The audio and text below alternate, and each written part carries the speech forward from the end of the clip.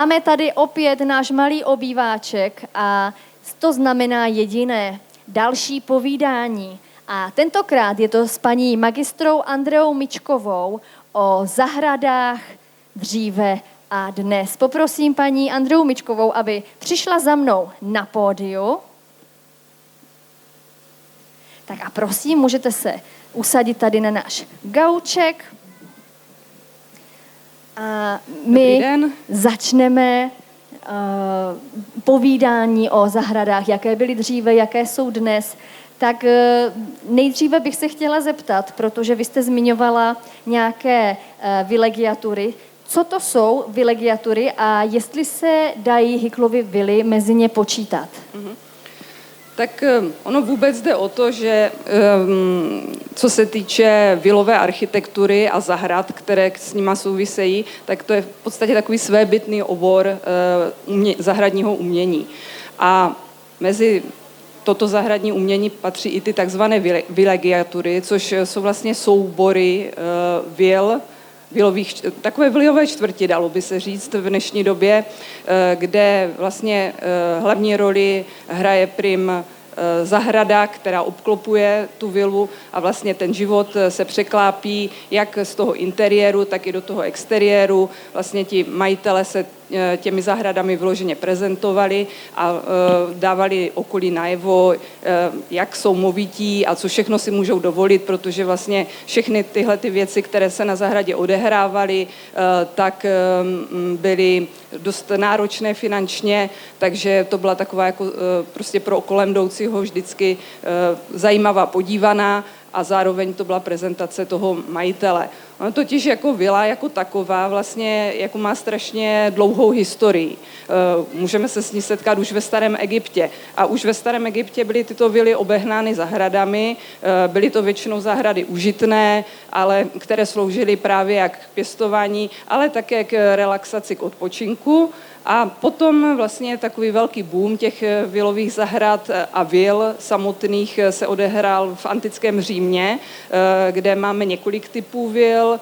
Byla to vila takzvaná suburbaná, urbaná, to znamená ty vily vlastně v městském prostředí, kde se chodili bohatí měšťané rekreovat a v podstatě užívat si volné chvíle, anebo měli potom vily přímo u mořského pobřeží, to byla vila maritima, která vloženě sloužila k rekreaci, a u těch vil právě byly taky krásné zahrady k odpočinku a vlastně skrytí se před sluncem.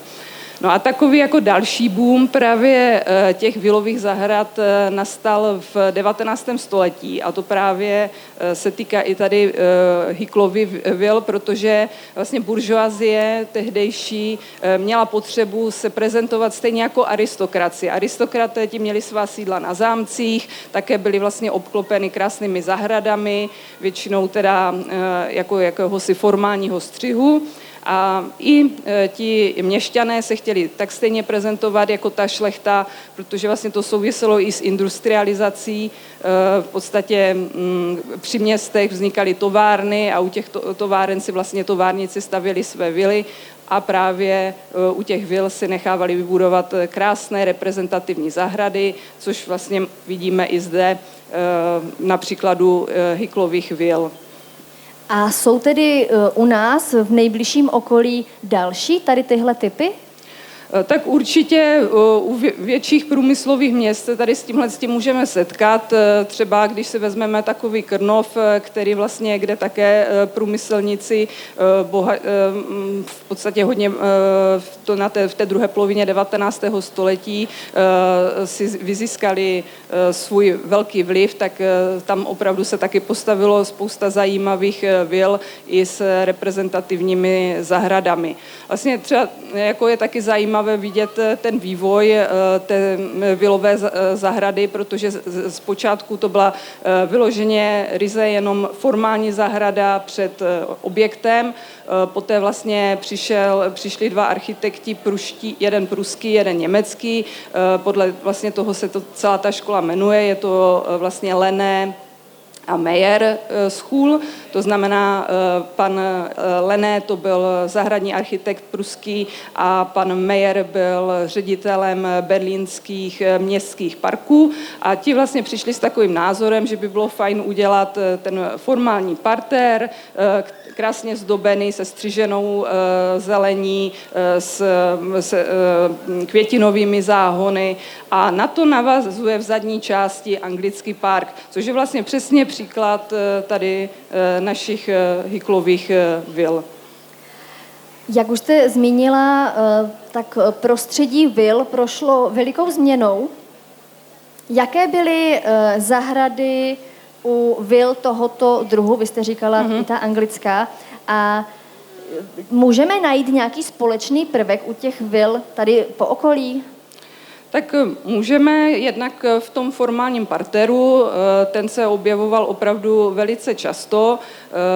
Tady opravdu ta parcela tím, že je tak obrovská, tak to dalo prostor i proto vytvořit zde ten anglický park, což zase tak běžné není. A jako spousta vil potom v průběhu počátku 20. století a později, tak se začala omezovat jenom na ty formální části, vlastně upouštělo se od těch anglických zahrad. Ono to totiž souviselo i s celkovým jako myšlením, vlastně přišli s tím angličtí architekti z Arts and Crafts a oni vlastně tvrdili, že co se týče domu, tak vlastně ta jeho funkce a ten jeho charakter by se měl vepsat i do zahrady samotné.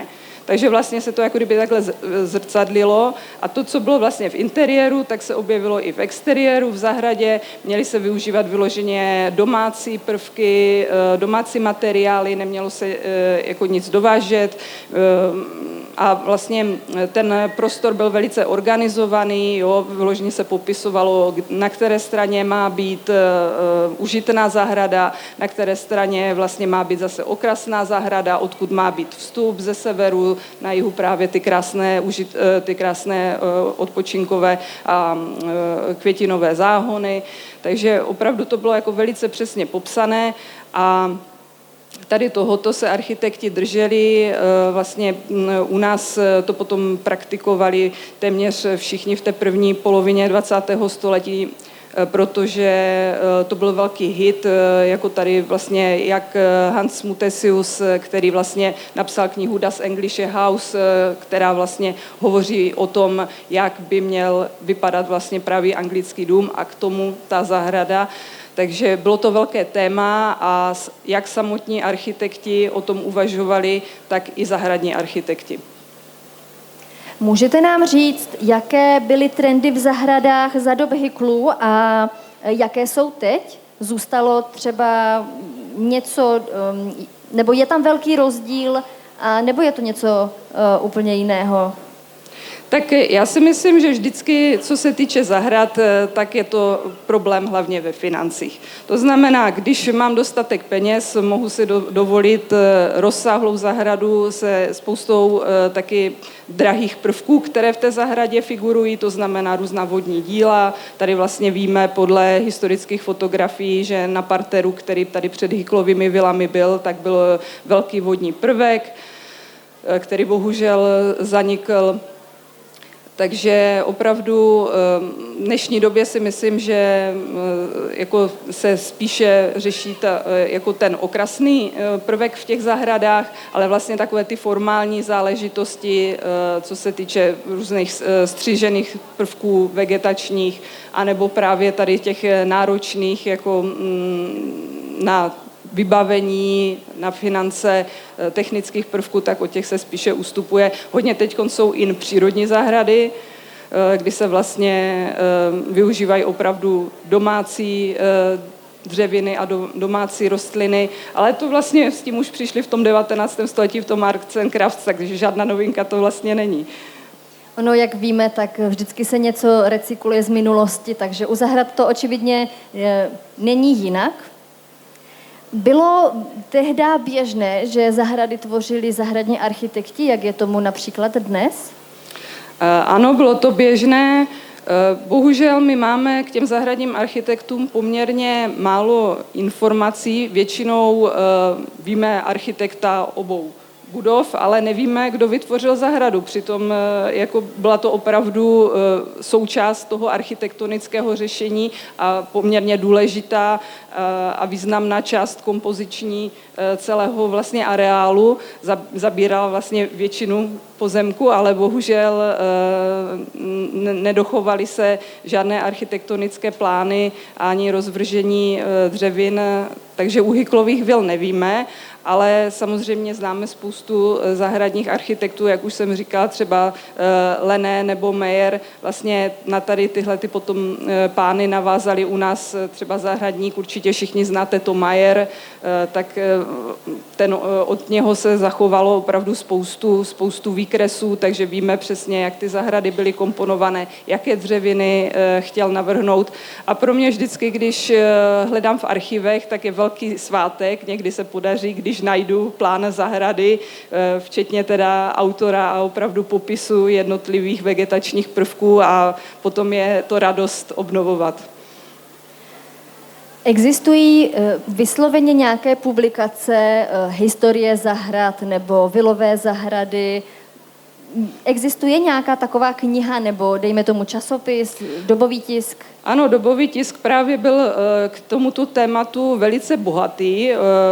Jak jsem říkala, opravdu zahradní architektura bylo velké téma a vycházelo spousta časopisů i literatury, jak cizojazyčné, která se samozřejmě překládala i u nás do českého jazyka, aby vlastně se mohli jednotliví architekti inspirovat a mohli vlastně ty nejnovější trendy aplikovat i na našem území. Takže právě, jak už zmíněný English House od Mutesia, anebo Bailey Scott, Dům a zahrada, tak to byly takové opravdu bible tehdejších zahradníků na tom počátku 20. století.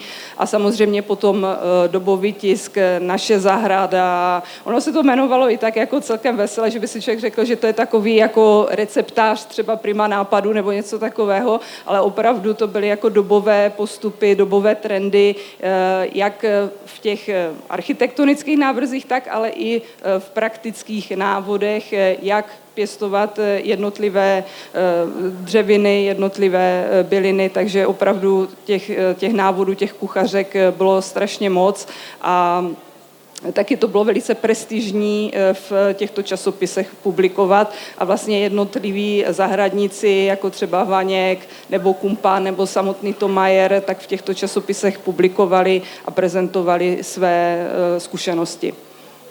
Vy jste zmiňovala i vodní prvek, který byl tady u Hyklových vil.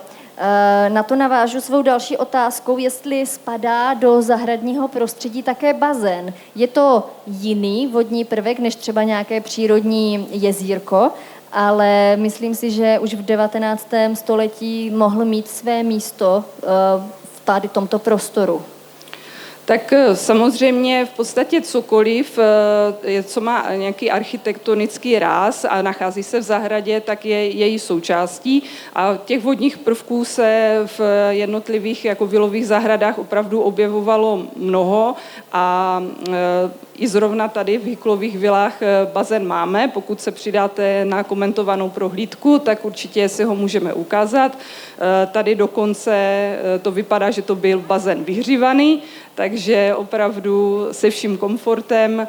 A bylo to poměrně běžné, protože samozřejmě, jak jsem říkala, ten vývoj šel dopředu a z čistě tedy těch formálních a reprezentativních zahrad, tak velice často majitele vlastně zjistili, že zde chtějí trávit i svůj volný čas, chtějí se v těch svých parcích a zahradách rekreovat, takže postupně přibývaly tyto prvky, například tenisové kurty nebo v Anglii kurty na kriket, ty nesměly chybět a samozřejmě bazény, ty byly taky součástí, třeba krásný bazén známe od funkcionalistické vily Šťastných v Brně.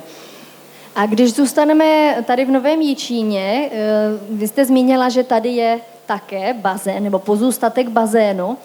V té době bylo to něco speciálního nebo už to byla taková normálka?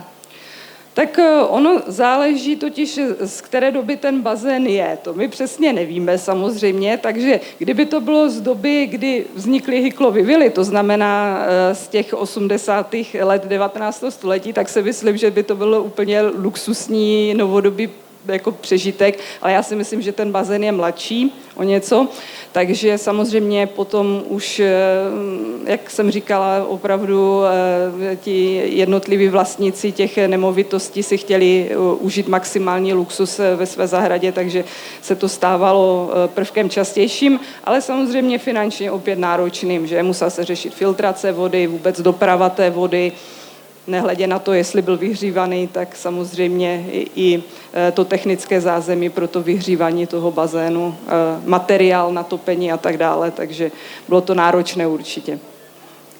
Zmiňovala jste také ty užitkové zahrady, takže většina takových honosných domů nebo vil měla samozřejmě ty okrasné zahrady, aby se mohli pochlubit, a byl to nějaký společenský status, ale právě co ty užitkové zahrady, ty, které plodily ty ovoce, zeleninu, vlastně jakékoliv plodiny.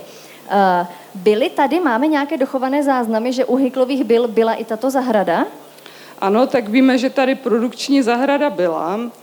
Určitě si pěstovali, jak říkáte, zeleninu prostě pro kuchyň, pro svoji vlastní potřebu, ale často se taky používala zelenina jako dekorace, takže taky mohla sloužit vlastně do různých okrasných záhonů, takže i s tímto se počítalo a potom vlastně v těch horních partiích toho anglického parku, tak když jsem procházela, tak jsem našla relikty právě ovocných sadů, takže byly zde samozřejmě i ovocné dřeviny, jsou zde staré hrušně, staré třešně, nějaké jabloně jsem tam taky viděla, takže ano, pěstovali si i vlastní ovoce.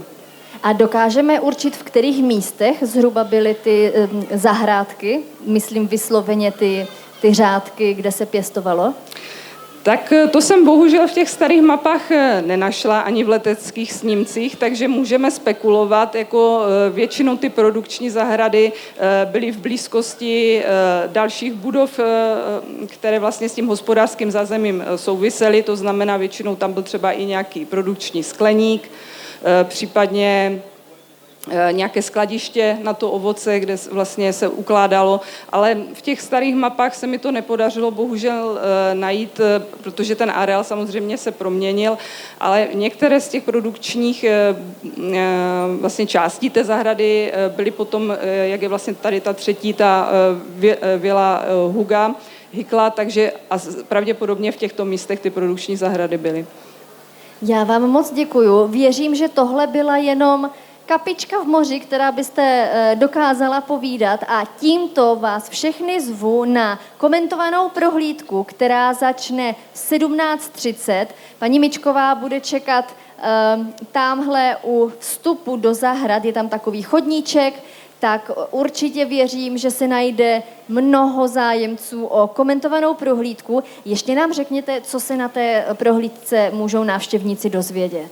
Tak na prohlídce vám ukážu, mám vytištěné staré mapy, letecké snímky, vlastně fotografie, takže se můžete podívat na to, jak vypadaly zahrady předtím, včetně toho reprezentativního parteru. Řekneme si, jaké dřeviny se nám z té původní kompozice zachovaly a vlastně podíváme se na zbytek nebo na relikt studánky a na ten bazén. Tak to bylo takové malé lákadlo na komentovanou prohlídku zahrad v areálu Hyklových vil. Já ještě jednou moc děkuji paní magistře Andreje Mičkové, tak nám přijela z Národního památkového ústavu a bude na všechny zájemce čekat tamhle kousíček u vstupu do parku. Tak, paní Mičková, moc děkujeme. Já děkuji za pozvání a děkuji za pozornost.